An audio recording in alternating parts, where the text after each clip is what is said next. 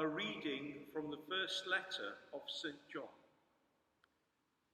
Think of the love the Father has lavished on us by letting us be called God's children.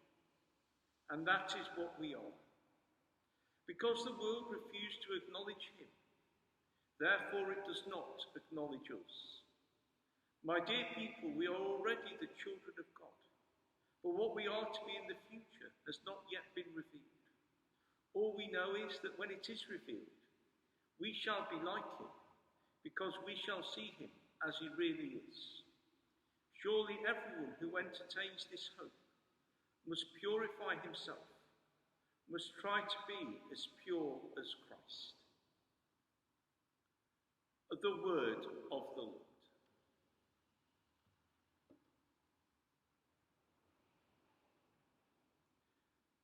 So this weekend I've taken my homily not based on the Gospel reading, but rather on the second reading, which is from the first letter of St. John, which includes the words, "My dear people, we are already the children of God, but what we are to be in the future has not yet been revealed." Today's Feast of All Saints reminds us that we are all called to be saints, to be like God, to see him as he really is. This may sound daunting, but with God's grace, it's not impossible. As we give thanks for those who have gone before us, we ask them to help us through their intercession. 10 years ago, Pope Benedict XVI made his visit to Britain. Because the visit was during the school year, one of the events of the visit was an assembly for all Catholic schools, which was broadcast into school halls and classrooms. During that assembly, Pope Benedict addressed our pupils and students in these words: "There is something that I very much want to say to you. I hope that among those of you listening to me today, there are some of the future saints of the 21st century. What God wants most for each of us, for each one of you, is that you should become holy. He loves you much more than you could begin to imagine, and he wants the very best for you. And by far the best thing for you is to grow in holiness." End of quote.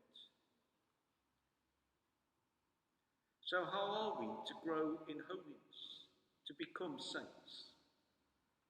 The first step is to enter into friendship with God. Christian education and formation, whether for children or for adults, isn't to do with knowing about Jesus, but rather about entering into a relationship with him. Once we have this experience of friendship with Jesus, then our lives begin to change. We try to reflect something of his infinite goodness in our own lives. Pope Benedict speaks at this point of the importance of virtue. He says, "You begin to feel compassion for people in difficulties, and you are eager to do something to help them. You want to come to the aid of the poor and hungry. You want to comfort the sorrowful. You want to be kind and generous. And once these things begin to matter to you, you are well on the way to becoming saints." End of quote. Virtue is sometimes a difficult idea to understand, not least because sometimes in our culture it might have some negative connotations. However, at its simplest, and as defined in the Catechism of the Catholic Church, a virtue is a habitual and firm disposition to do the good. It allows the person not only to perform good acts, but to give the best of themselves. The virtuous person tends towards the good with all their sensory and spiritual powers. They pursue the good and choose it in concrete action. The goal of the virtuous life is to become like God. End of quote. That last sentence should remind us of the reading with which I began this homily, in which St. John tells us that we shall be like him. It is by growing in the virtues that we shall become saints. This involves human effort, but above all requires God's grace. However, the good news is that this is what God's will and desire for us is, and he will make it possible if we allow him to guide and lead us. That is what his gift of friendship means. I wonder if there are people listening to or reading this homily who took part in that school assembly with Pope Benedict 10 years ago. Do you remember what he said? Did it inspire you at the time? And how is it working out now? Perhaps the rest of us too have reason to reflect and ask ourselves similar questions.